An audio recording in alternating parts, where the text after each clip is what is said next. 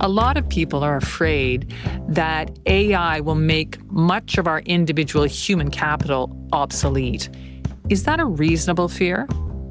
It is reasonable, but at the same time, this fear has been ever present. Let me go to the extreme. The agricultural revolution. Imagine that you have all humans in the world being hunters and gatherers, and you were super good at it. And then somebody invents agriculture, and we're like, oh no, but what are we gonna do? I mean, either you learn and adapt, or you can continue doing what you're doing. But people say, well, no, I mean, it makes sense to migrate to that new technology, adopt it, and humans are incredibly adaptable. I am Pablo Peña. I'm an associate instructional professor at the University of Chicago in the Department of Economics. As we wade deeper into the age of AI, it's increasingly hard not to feel, well, vulnerable as it outperforms many human skills. At the end of the day, what kind of work might be left for us mere mortals? And when I talk to doomsayers, I show them a graph that displays the unemployment rate in the US from 1870 to the present. Now, in that period, we've had the mechanization of agriculture, the boom of manufacturing, and then the bust of manufacturing in the US, the rise of services, and so on. Those are massive changes. And what do you see when you look at the unemployment rate in the US? Nothing. Yes, there are ups and downs, but it's pretty much as flat as a pancake. People are scared, and yes, some people are displaced, but people are very adaptable. Pablo Peña's article examining the enduring power of human capital in the age of AI appears in the December edition of Finance and Development magazine. Peña sat down with journalist Rhoda Metcalfe to talk about his own human-driven research into why we should not be so pessimistic. Artificial intelligence has become so powerful. It's hard not to imagine it one day taking over our most complicated jobs, even solving the problems that exist in our societies. Can we expect that of AI? I don't think we can expect AI to solve all of our problems because, the version of AI that we know now is a sophisticated remix of what we know already. Right. Although it can be used to generate new knowledge, the areas of human life where that is true, I don't think are large in the following sense. I like to think of social problems such as gang violence in Chicago or gang violence in Mexico. I was born and raised in Mexico, so to me that's a big problem. If you ask ChatGPT, hey, how do we solve the problem of gang violence in Mexico? Mm-hmm. You're going to get stuff that is kind of obvious references to studies, theories, and whatnot.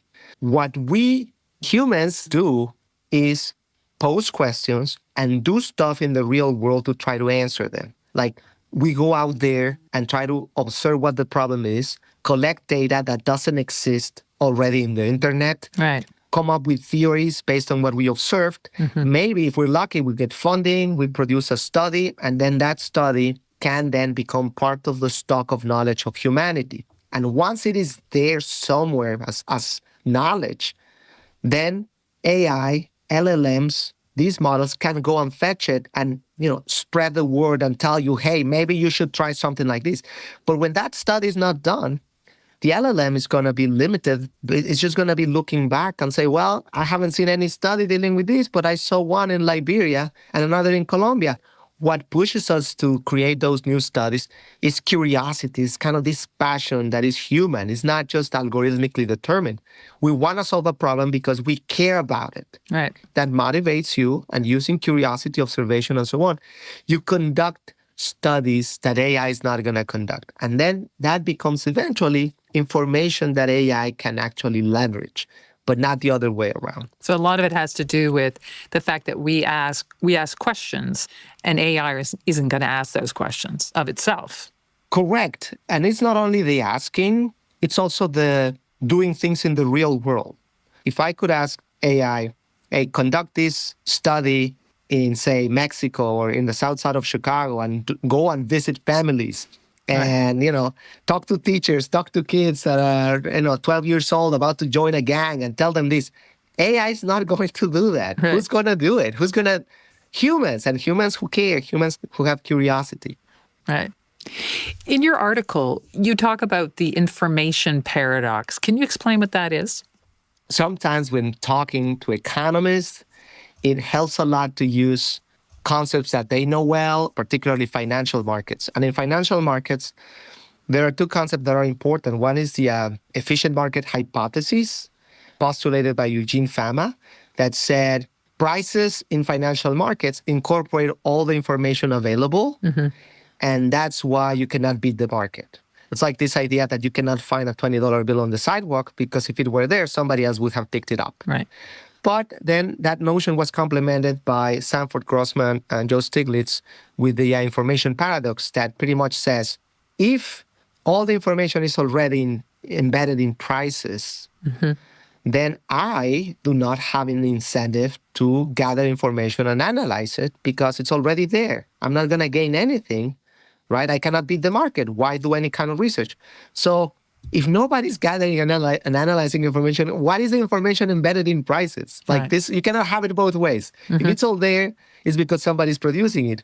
But if it's all there, nobody has incentives to produce it. So what they argue is, well, no, it's a process. Not everybody faces the same cost of acquiring and analyzing that information. And it's that process that leads to potential benefits to people that invest, and that is eventually incorporated in the price. If you do a proper analysis, you may learn that a company is doing really well and its earnings are going up, so the price is going to go up, and you buy before other people. But by your buying, you help push the price up, and then it's a process where the information is incorporated. Now, I like this to use this paradox to talk about AI because we can think in a similar way. AI contains a lot of information, but that information doesn't magically go into the belly of these large language models. It has to be produced by somebody.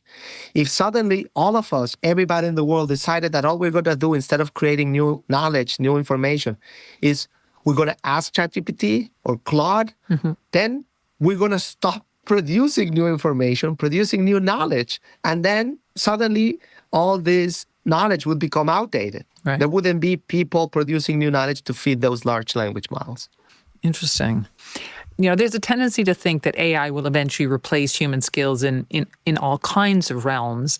You argue then when it comes to science, AI is much more capable in some fields than others. Can you talk about that? Yeah, absolutely. I think that our reliance on AI is going to be an easier pill to swallow when it comes to hard sciences because there's not a lot of room for interpretation. Right. So in other words, some question related to chemistry or to physics or engineering in general. There's a formula out there. You may not know it. You may not be able to interpret it. But if you can ask and formulate your question properly, you probably can get the right answer. Right. But if we move to the social sciences, then we know from the start that either we don't have definite answers or we don't agree on what those answers are. Like, just imagine the big questions like, what is the purpose of human life? Imagine that ChatGPT tells you, well, no, there's no purpose. Human life has no purpose. And you're going to say, now, what does ChatGPT know about the purpose of life? Right. It means that whatever information we get from AI is going to be filtered through our own critical thinking. So that's why I believe that critical thinking has become more, not less important. More important since the advent of the internet and now the advent of AI. We have a lot more information than we used to have. More information, less curated. Right. In the past, there were gatekeepers, publishing houses, newspapers, news agencies. Now everybody can broadcast from their garage, blog from their kitchen, tweet from the streets, right? And now imagine these deep fakes, these AI videos that look totally real. And I've seen a few of, cats doing crazy things. Right. And you have to exercise your critical thinking more than ever before, because now you have to say that's clearly absurd. AI generated. So knowing what can explain things, the importance of that has not gone down. It's the opposite. It has gone up. So critical thinking, analytical thinking, as sort of human skills are required more than ever. Correct. And I think that to add to that, human capital is a collection of skills and knowledge embedded in people. And those skills and knowledge allow them to produce valuable things for society. Sure. So in this context, it's very important to keep in mind that, yes, we rent our human capital to our employers, right? They pay us to use our human capital at work. But that is just half of what we do with our human capital. Mm-hmm. The way we live our lives, like what we do outside of work, it's also using a lot of our human capital. For instance, think of raising children or planning your retirement or taking care of your own health. So you can always go to ChatGPT and say, hey, make a plan for me to save for my retirement or a plan to exercise so that I maximize my health or whatever. The fact that ChatGPT tells you, hey, you should be saving more every month, or you should exercise more, do some cardio, do some strengthening, and so on, and please reduce carbs. That's the right information, but you still need to do it. Right. And that requires a lot of willpower or socio-emotional skills, like sometimes called soft skills, that are part of your human capital. Those are skills that can be developed, that can be learned, that can be exercised. Even if we were at that point where we know exactly what's good for us and it's out there, getting it and doing what it takes to actually enjoy the benefits of that requires human capital. Right. I mean, just talking about the extent to which AI could ever replace social sciences, do economists have human capital that AI will never be able to replace? I guess I should say yes. You hope. I think that, yes, I believe so. Again, just the notion that there's a lot of questions out there to be asked and answered means that there's still a lot of work to do for us to produce that knowledge that then can be fed into AI. And then again, I think it's very important to remember that humans rapidly change what we want, our desires, just like we keep increasing what we call a decent living standard when technology changes. Like some of your listeners may recall that 20-something years ago, there was a big concept, the digital divide. A lot of people are reaping off the benefits of the internet and so on, but 2 billion people or 3 billion or whatever are not, they're left out. And then suddenly, smartphones became incredibly cheap. Right. Now, nobody talks about the digital divide. 20 years ago, it was like, oh my, what are we going to do? How do we fix it? Now it's like, how do we fix this issue of echo chambers in internet? Like when everybody's on their phone too much. Exactly. So we move the goalpost like all the time. So I think when we say AI is going to help us solve our problems, well, we're going to keep pushing those problems and we're going to have the goalpost farther away. And it's a complement of our skills. I don't see it as, well, are we going to rely on AI and then just like, take a nap while it does everything? No, we're going to use it like we've used other technologies in the past. Probably AI is going to be adopted in many jobs, but we're going to create new sectors and jobs, just like we did in the last 200-300 years. Sectors of the economy that are hugely important today were unimaginable 100 years ago. Well, even less. Exactly, even less.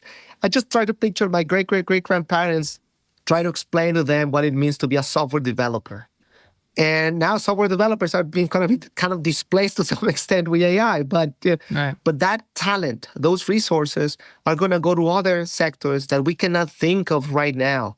And because of that myopia, we feel threatened and we don't like the uncertainty and we're nervous. And I think it's fine to be nervous.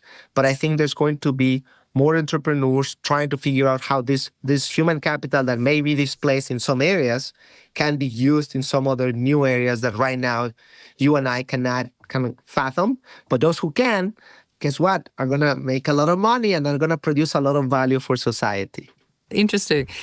You're an educator. How do we prepare the younger generations so they have the human capital they need to navigate the era of AI and to thrive in it? The first step, I think, is to demystify it and not say, hey, do not use AI.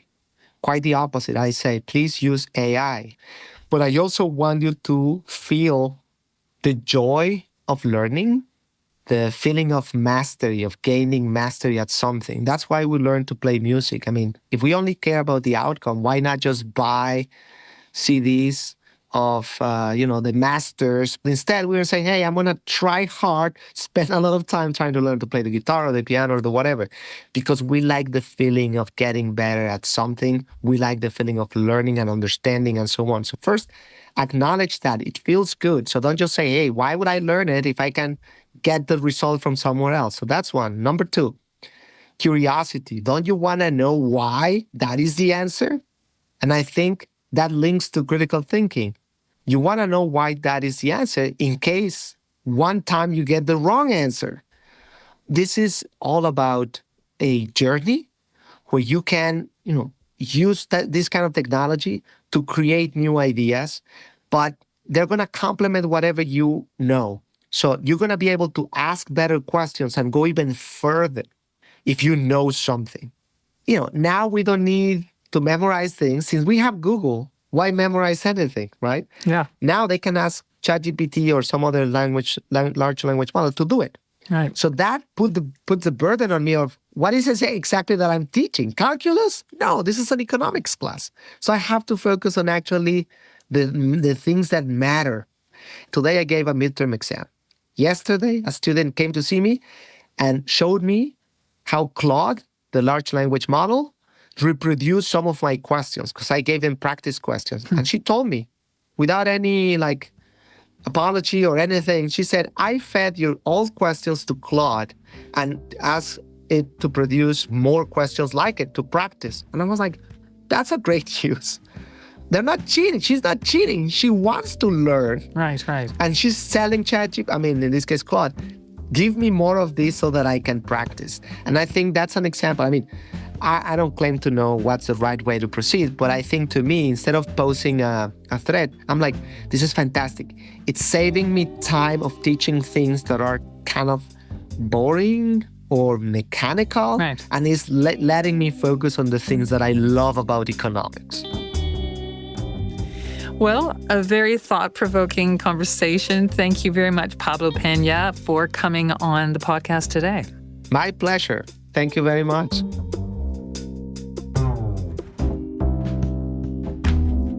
That was Pablo Peña, Associate Instructional Professor in the Economics Department at the University of Chicago. He was speaking with Rhoda Metcalfe. Peña is also an author. His latest book is called Human Capital for Humans. And look for his article on the human edge in the December issue of Finance and Development magazine. Go to imf.org/FND.